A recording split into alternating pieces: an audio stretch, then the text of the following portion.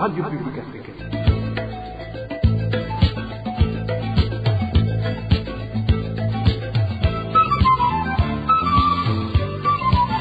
Radio Publique Africaine.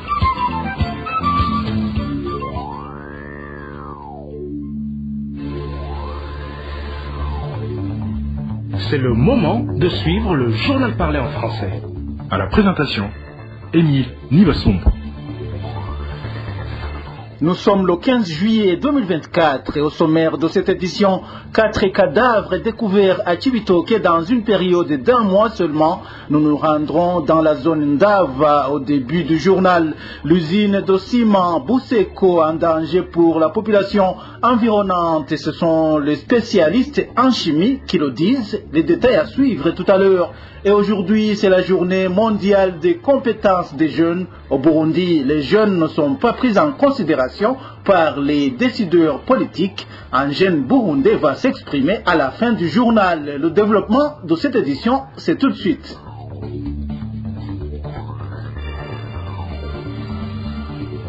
Sécurité pour commencer. Dans une période d'1 mois seulement, 4 corps non identifiés ont été découverts dans la zone Ndava de la commune Buganda, c'est en province Cibitoke. Vendredi et samedi dernier, 2 corps sans vie de femmes âgées ont été découverts sur la rivière Kagunozi. La population locale est étonnée par le fait que l'administration et la police s'empressent pour enterrer ces corps sans qu'il y ait des enquêtes. Le point avec Eric Nyonzima. Vendredi de la semaine dernière, il a été découvert dans la rivière Kagonozi en zone Ndava de la commune Buganda un cadavre d'une vieille femme tuée égorgée. Samedi, le lendemain, un autre corps sans vie d'une autre femme a été découvert au bord de cette même rivière. Selon les habitants de la zone Ndava, les défuntes n'étaient pas connues dans la localité.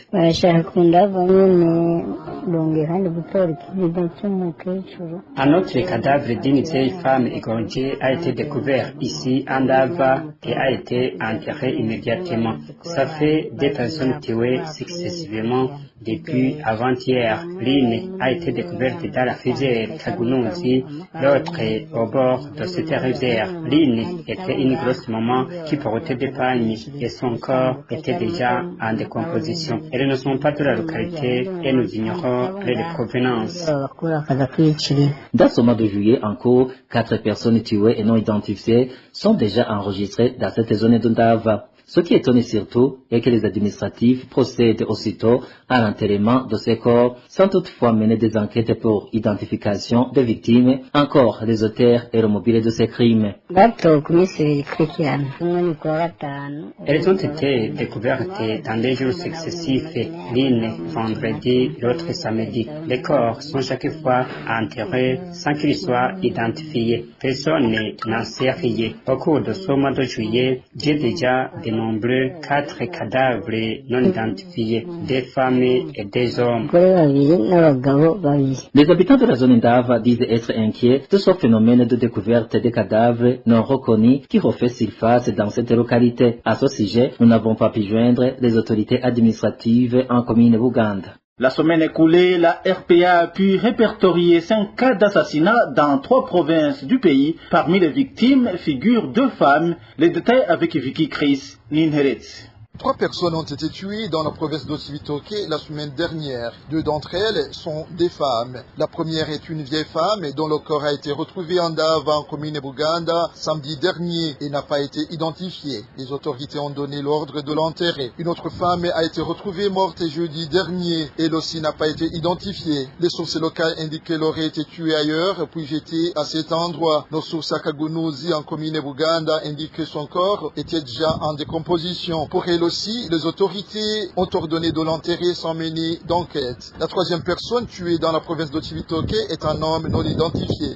Son corps a été retrouvé sur la 2e transversale, colline Monica 1, en commune Rugombo, lundi dernier. Nos sources à Rugombo indiquent que le cadavre était en état de décomposition. Samedi dernier, un certain Jean Bekimas Zikorudiro a été retrouvé mort dans le parc national de la Ruvubu, en province Ruyigi. Nos sources à Ruyigi indiquent que la victime a succombé au coups de machette à la tête. 2 personnes ont été arrêtées dans le cadre de l'enquête. La victime était originaire de la colline Gashurushuru, commune Boutezi, province Ruyigi. La dernière personne répertoriée par la RPA est originaire de la province de Kirundo. Il s'agit d'un certain Lukundo, surnommé Natigna. Son corps a été découvert vendredi dernier, pendu à une corde dans une maison servant de cachot pour la police en poste sur la colline Kionza, commune Bugabira, province Kirundo. Ce jeune homme, Lukundo, avait été arrêté et tabassé par la police la nuit de jeudi dernier. La police a expliqué que la victime s'était suicidée, contrairement à la population qui pense qu'il a été tué. Pour clore la page sécurité, la Bousseko constitue un danger mortel pour la population environnante. C'est du moins ce que laissent croire des spécialistes en chimie. Les conséquences peuvent se manifester de plusieurs manières chez les humains. Elvis Niomongere.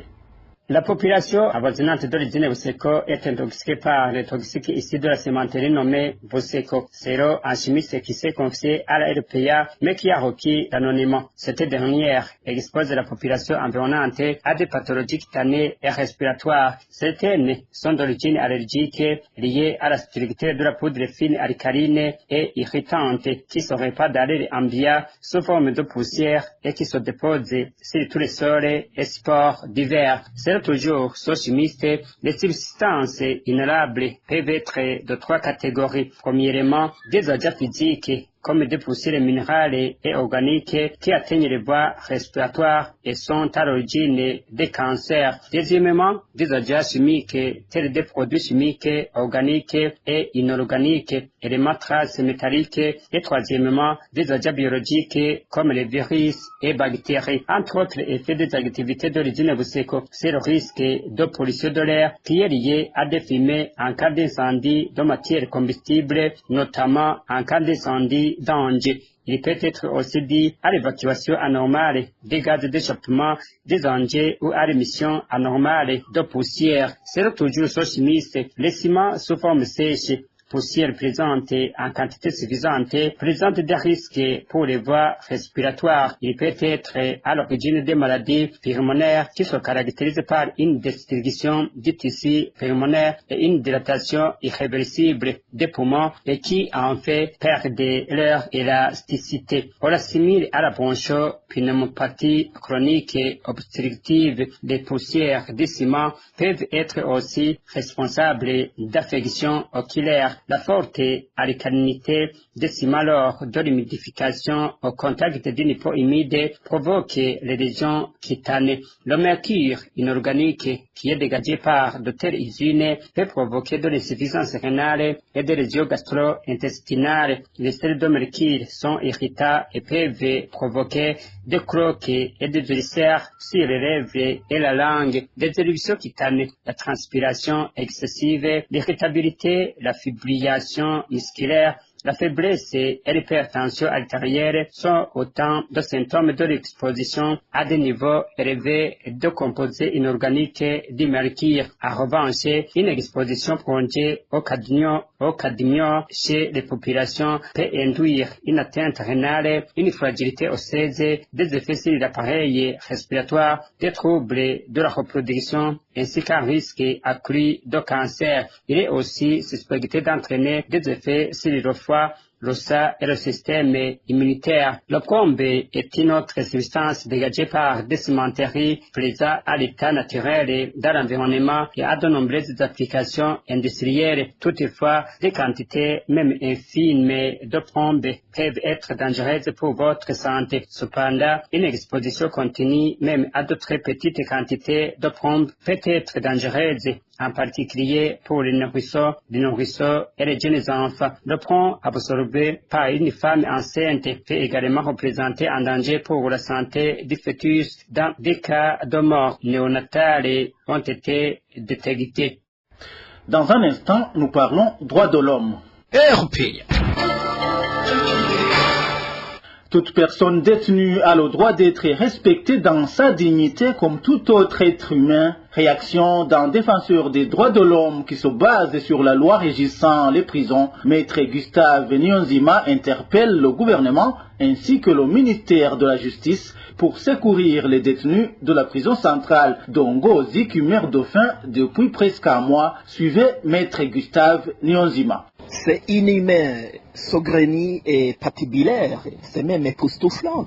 Toute personne privée de sa liberté est traitée avec humanité et avec le respect de la dignité inhérente à la personne humaine.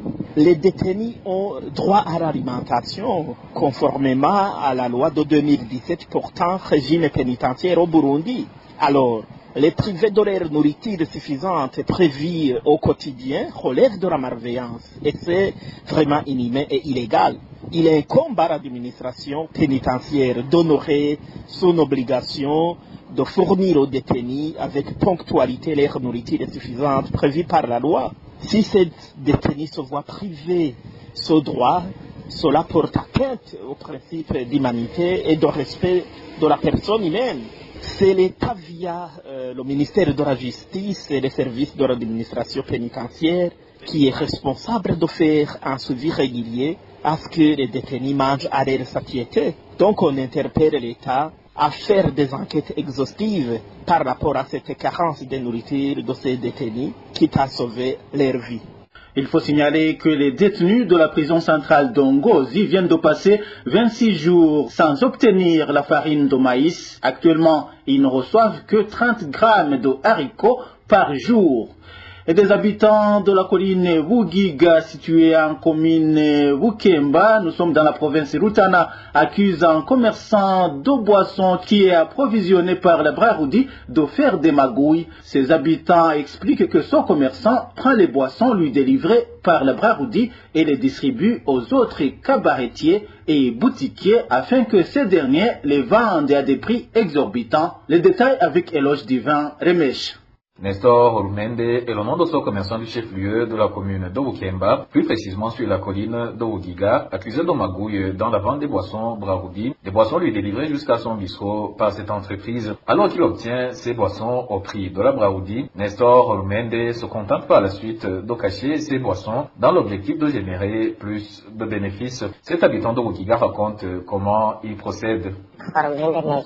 Nestor Orumende est un commerçant connu à la Braroudi et est approvisionné directement par cette entreprise pour opérer des magouilles. Il travaille avec son gérant qui prend plusieurs des casiers lui délivrés par la Braroudi et les transférer aux autres vendeurs de boissons non reconnus. Ces derniers les vendent par la suite à des prix non officiels et exorbitants. La moustaire chez ces vendeurs s'achète soit 7 000 ou 8 000 francs et la plume se vend entre 4 500 et 4 000 francs. Quand il récupère les boissons, il attend juste un petit moment, disons une heure, et se lance dans ces magouilles. Son objectif est de gagner plus de bénéfices. Ces habitants de la colline de Wugiga révèlent qu'ils ont tenté de parler de ces magouilles, mais que rien n'a été fait par des autorités. Ils expliquent que c'est une action par le fait que le commerçant Nestor Orumende est protégé de différentes autorités communales. Les autorités communales sont au courant de cette situation, mais ne veulent pas la changer. Le motif n'est autre que le fait qu'ils sont des proches à ce commerçant. Différentes autorités étant chez leur soif dans ce cabaret, il devient donc difficile qu'ils lui infligent des amendes. Comme ils sont des proches, ces autorités ne pensent jamais à le sanctionner, plutôt, ils semblent lui protéger. Actuellement, ces habitants demandent des changements et que le commerçant pointé du doigt soit sanctionné. La rédaction de la RPA a téléphoné Nestor Orumende pour recueillir sa réaction aux accusations portées contre lui, mais il n'a pas décroché son téléphone portable. Quant à Françoise Troagilayezu, qui dirige la commune de Bukemba, son téléphone était injoignable. L'insalubrité gagne du terrain à Mérido, Bujumbura, dans les quartiers et même au centre-ville, on y trouve des ordures. C'est encore plus grave tout autour des poubelles publiques. Certains habitants de la capitale indiquent que la pénurie du carburant a contribué dans l'aggravation de la situation. Dany Claire, il la trouve. Des bouteilles en plastique jetées et des sachets font partie des immondices observés au centre-ville et les autres quartiers de la capitale économique Bujumbura. Notre source indique que les poubelles dans lesquelles l'on jette des immondices sont également pleines et ces immondices n'ont pas été enlevés depuis un certain temps. Les poubelles dans lesquelles l'on jette des immondices sont très nombreuses. Le problème est qu'elles sont pleines et les immondices sont débordés et elles sont dispersées par terre. Cette situation s'observe au centre-ville de Bujumbura et dans les quartiers de Bwiza, Nyakabiga et ailleurs. Il y a des immondices tels que des bouteilles en plastique. On se demande ce qui est en train de se faire parce qu'il arrive que la route soit méconnue. Il sera difficile de les enlever en période de pluie. Certaines causes de cette salubrité dans les quartiers et au centre-ville sont la persistance de la pénurie du carburant parce que les camions qui étaient chargés d'enlever les immondices ne travaillent pas et que certains citoyens jettent des immondices n'importe où, comme l'indique notre source. Il y a une culture déjà qui ne savent pas qu'ils doivent jeter des immondices dans les poubelles et ils les jettent n'importe où. Autre chose est que suite à la pénurie du carburant, on ne voit plus les camions qui étaient chargés de les enlever. La mairie aide dans ce travail qui les enlève. La rédaction de la RPA n'a pas encore pu joindre Jimmy Hatungimana, le maire de la ville de Bujumbura, pour qu'il s'exprime à ce sujet. Pour clore cette édition, parlons de la célébration ce lundi 15 juillet de la Journée mondiale des compétences des jeunes, initiée en 2014 et afin de célébrer l'importance stratégique de doter les jeunes de compétences pour l'emploi, le travail décent et l'esprit d'entreprise. Cette journée a été fêtée cette année sous le thème, je cite, les compétences des jeunes au service de la paix et du développement, fin de citation, un thème pensé dans le but de souligner le rôle crucial que jouent les jeunes dans la consolidation de la paix et la résolution des conflits. Malheureusement, cette journée trouve les jeunes burundais dans une précarité sans nom, sans parler du fait qu'ils ne sont pas souvent pris en considération par les décideurs politiques. D'où il est demandé au numéro 1 burundais de concrétiser ses dires au lieu de toujours promettre la lune aux jeunes. Suivez ce jeune burundais qui s'est confié à la RPA.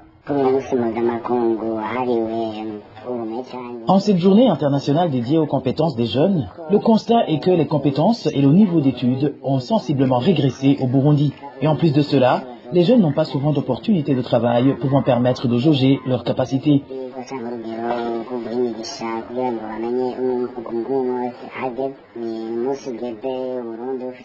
Malheureusement, même si c'est un sujet crucial, vu que nous sommes loin derrière pour ce qui est des compétences des jeunes, cette journée n'est pas fêtée au Burundi. Et nous espérons que cela va changer, surtout que nos dirigeants ne cessent de dire qu'ils ont mis en avant la jeunesse.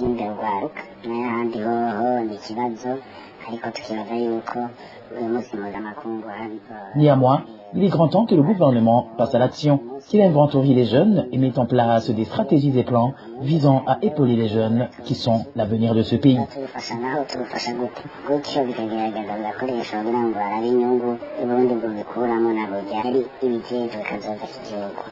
Voilà, c'est par ici que nous mettons un point final au journal du 15 juillet 2024. Merci à vous tous qui nous avez suivis à la présentation. C'était Émile Nibasumba. Au revoir.